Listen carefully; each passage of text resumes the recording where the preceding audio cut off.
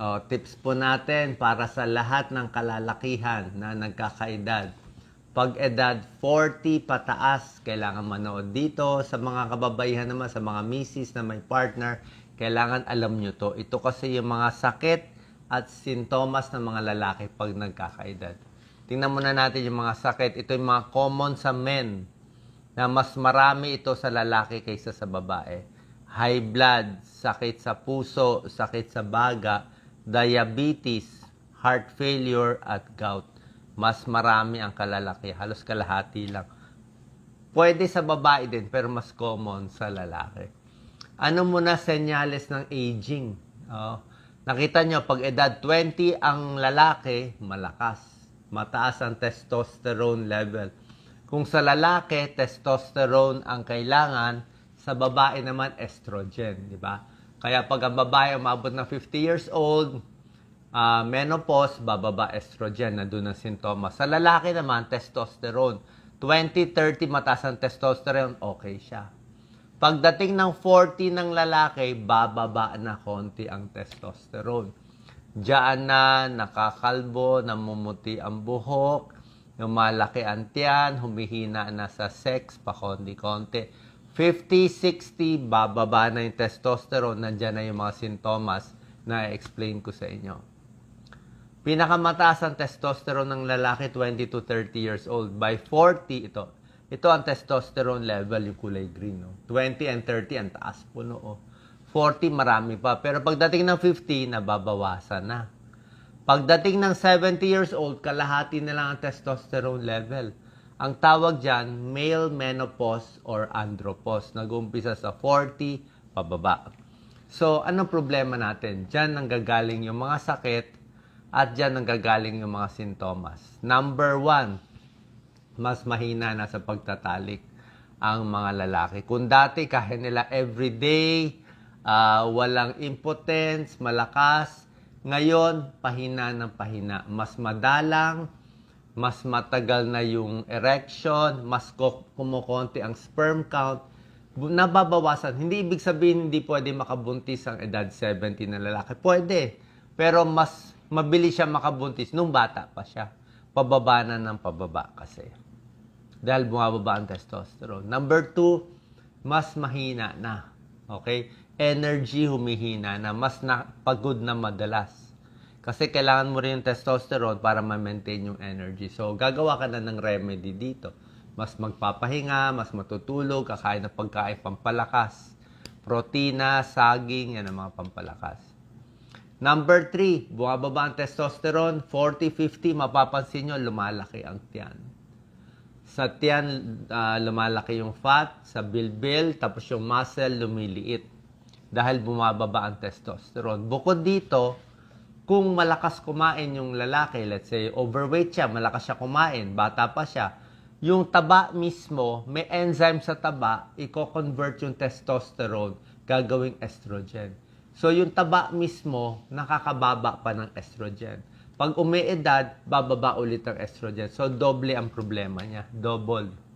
Yung taba ay dahil mababa estrogen, siya rin yung taba ang nagkokos ng pampababa ng testosterone. So, double yung effect. Number 4, mas hindi makatulog pag nagkakaedad. Okay? So, hindi makatulog, sa umaga inaantok, hindi makafocus, irritable, mabilis magalit, di ba? I'm sure alam to ng kalalakihan. Bakit maikli na lang ang tulog ko? Pag nagising, hindi na makatulog. Umiedad eh. Pag mababa testosterone, male menopause or andropause ang tawag dyan, pati buto humihina. Kung sa babae may menopause, may osteoporosis, sa lalaki din may osteoporosis.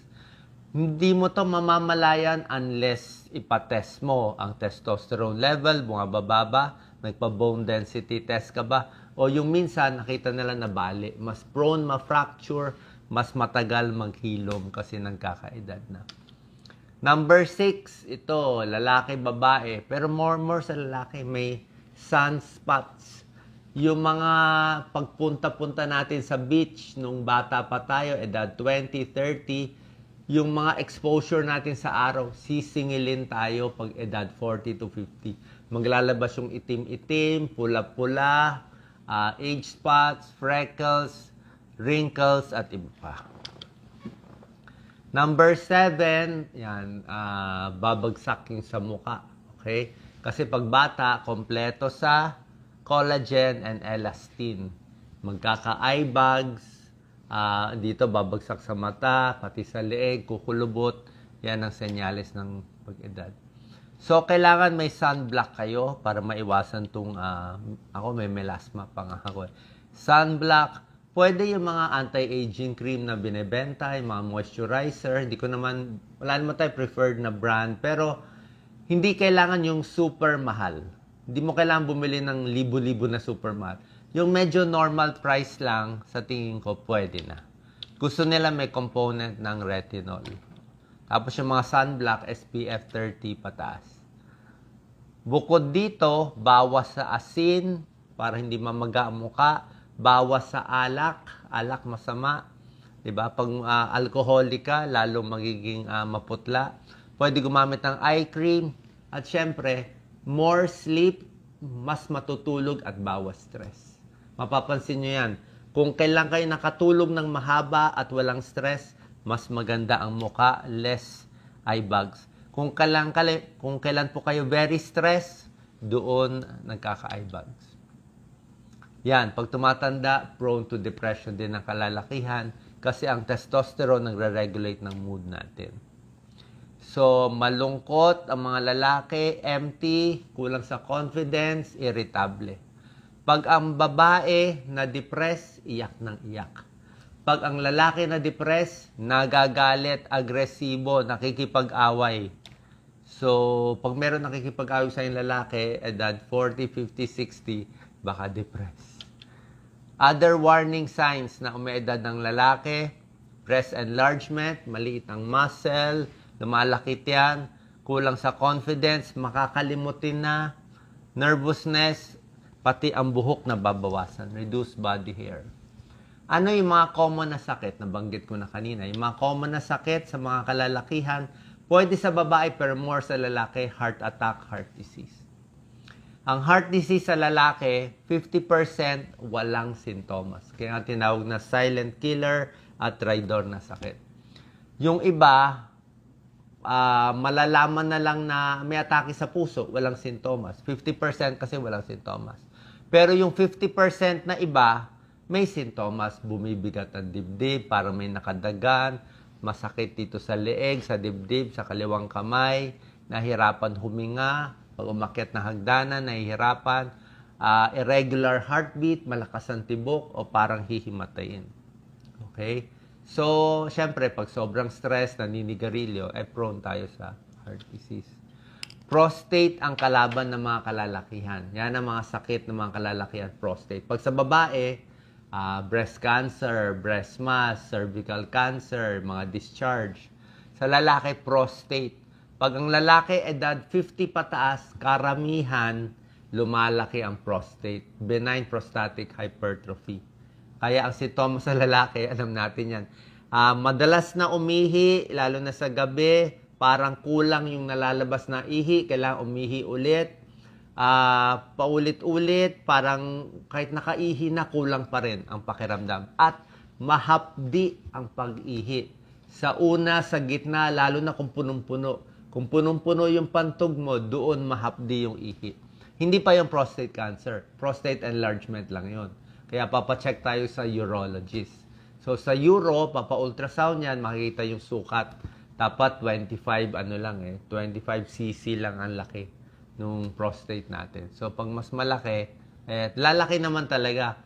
Pero pag prostate enlargement lang, may gamot. Okay? Pero babantayan yung prostate cancer. Yan ang ayaw natin. Pero maganda survival Basta mahuli ang prostate cancer, in 5 years na ang mga lalaki may prostate cancer, in 5 years, 100% buhay. 100% buhay. So, ito yung cancer na medyo maganda kasi mabagal ang kalat. Okay? Mahahabol pa. Basta early stage. Ano sintomas yan? Masakit, pag-ihip, sa may dito sa may puwetan, erectile dysfunction. Diabetes, type 2 diabetes, silent killer din to, common din sa lalaki at sa babae. Pag tumaas ang blood sugar, marami walang sintomas, pero usually, nauuhaw, very dry mouth. Okay, yan ang pinaka-common. Tapos pag chinek yung blood sugar, mataas. Yung mga ibang symptoms, yung lalabo ang mata, mamamanhid ang paa, medyo matagal pa yun. So, yan ang papacheck tayo. So, eat healthy foods, high fiber, maraming gulay, bawasan ng taba at sugar. Lastly, Alzheimer's disease, common rin yan sa mga lalaki at babae. So, ano sintomas nito? Mapapansin nyo yan. Mabilis makalimot. Nakalimutan yung pera, saan nalagay yung susi, yung cellphone. Unang-una, yung nakakalimutan niya, yung mga simple lang. Pero bandang huli, makakalimutan na niya, ay, kumain na pala ako kanina. O kahapon, ano ginawa ko? Yung short-term memory mo na mawawala. Senyales na yan ng dementia, pwedeng dahil sa Alzheimer's disease. Pwede rin dahil sa stroke.